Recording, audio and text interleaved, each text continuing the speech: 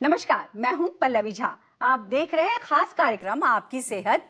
और इस खास प्रोग्राम में आज हम बात करेंगे आई फ्लू की, जिसे चिकित्सीय भाषा में कंजक्टिवाइटिस भी कहा जाता है। आई फ्लू आंखों का संक्रमण है जो हाल के दिनों में भारत के कई हिस्सों में तेजी से फैल रहा है। यह बीमारी आमतौर पर आंख के सफेद हिस्से और पलकों के अंदरूनी हिस्से को ढकने वाली पतली परत में सूजन का कारण होती है। इसके लक्षण परेशान करने वाले तो होते ही हैं, साथ ही इसकी संक्रमण प्रकृति के कारण यह बीमारी कम समय में बड़े पैमाने पर फैल सकती है। आई फ्लू के लक्षण क्या है? आई फ्लू का खतरा कब ज्यादा बढ़ जाता है? आई फ्लू से बचाव के क्या क्या तरीके हो सकते हैं? इन तमाम पहलुओं पर बात करने के लिए आज हमारे साथ देश के जाने माने डॉक्टर जुड़ रहे हैं। जी हां, हमारे साथ डॉक्टर महिपाल एस सचदेवा जुड़ेंगे, जो कि चेयरमैन है सेंटर फॉर साइट से, और डॉक्टर परमेश्वर अरोड़ा, जो कि जाने माने आयुर्वेदाचार्य है। तो चलिए इस कार्यक्रम की शुरुआत करते हैं और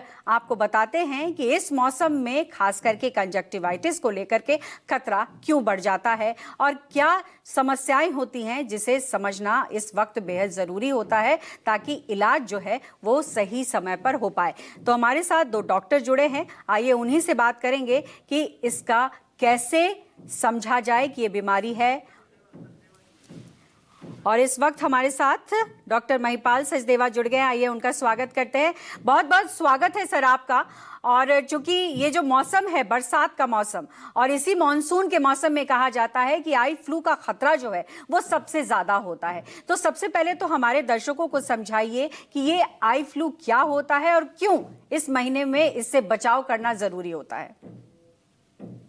नमस्कार। जैसे कि आपने कहा, ये आई फ्लू को हम कंजंक्टिवाइटिस भी कहते हैं, और ये बाहर की परत जो कि कवर करती है आई को, जिसको कंजंक्टिवा कहते हैं, उसकी इन्फ्लेमेशन या उसकी इन्फेक्शन को हम कंजंक्टिवाइटिस या आई फ्लू कहते हैं। फ्लू जैसे वर्ड है वो ये है कि अगर एपिडेमिक की तरह ये या बहुत तेज़ी से ये फैले या कंटेजियस हो डिजीज़, उसको हम फ्लू कहते हैं।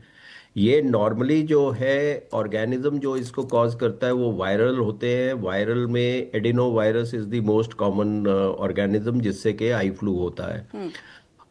तो दूसरा सवाल आपने ये पूछा कि ये सीजन में क्यों होता है, तो नॉर्मली ये मॉनसून्स के सीजन में, यानी कि जुलाई टू सितंबर, मतलब जून के एंड होते होते जुलाई टू सितंबर के अंदर ये नॉर्मली इनके एपिडेमिक्स आते हैं यहाँ के, जबकि ये नंबर ऑफ पेशेंट जो हमारे पास कंजंक्टिवाइटिस के या आई फ्लू के आते हैं वो बढ़ जाते हैं। इसका कारण क्या है? इसका कारण ये है कि जो टेम्परेचर और ह्यूमिडिटी है, मतलब नमी होती है वातावरण में, और टेम्परेचर जो होता है वो गर्म की तरफ होता है। तो वातावरण में ह्यूमिडिटी और टेम्परेचर जो है, ये दो एक मुख्य कारण है जिससे कि जो वायरस है वो रेप्लिकेट ज़्यादा जल्दी कर लेता है। दूसरी जो इशू इसमें आता है वो ये आता है कि आमतौर पे बारिश में लोग क्राउड करते हैं। जैसे अगर सपोजिंग बारिश आ गई, तेज़ बारिश आ रही है, तो व्यक्ति कोई बस शेल्टर हो गया या कोई दूसरी चीज़ हो गई, वहाँ पे जाके इकट्ठे हो जाते हैं to protect themselves from the बारिश में भीगे ना।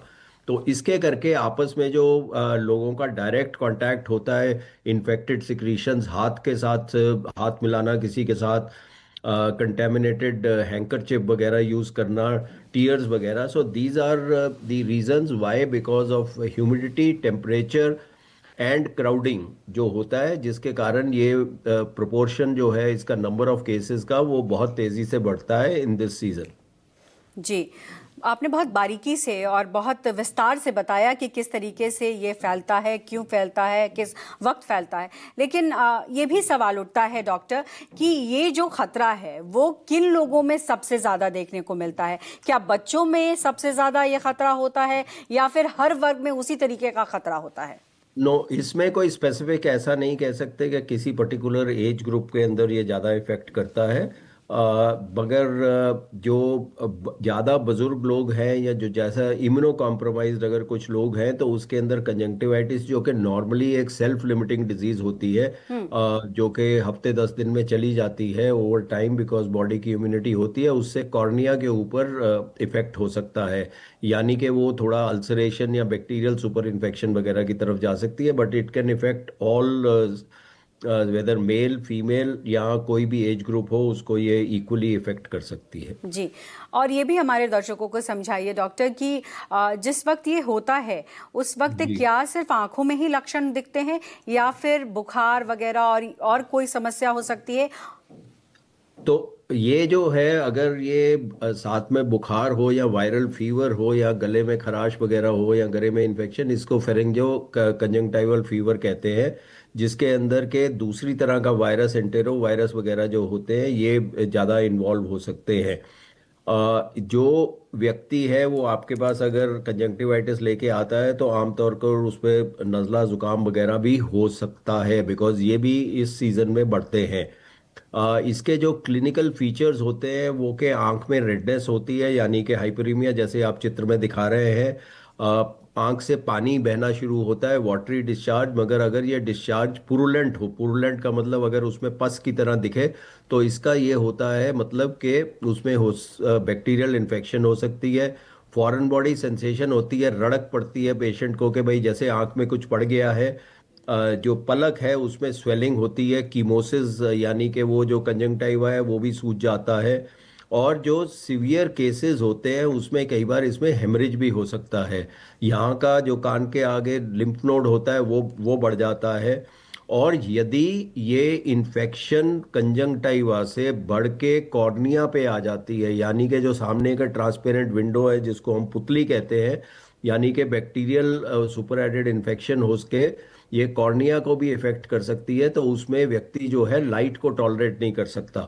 तो बेसिकली उसको हम फोटोफोबिया कहते हैं, यानी कि इंटॉलरेंस टू लाइट। तो ये इसके जनरल सिम्टम्स होते हैं कंजंक्टिवाइटिस के। बहुत बारीकी से हमारे दर्शकों को आप बता रहे हैं डॉक्टर, बहुत बहुत शुक्रिया है, क्योंकि इस तरीके से जो इस वक्त मौसम है इसमें जो खतरा दिख रहा है उसको लेकर के लोगों को आज ये समझना बेहद ज़रूरी है कि अपने आंखों का ख्याल कैसे रखा जा सकता है।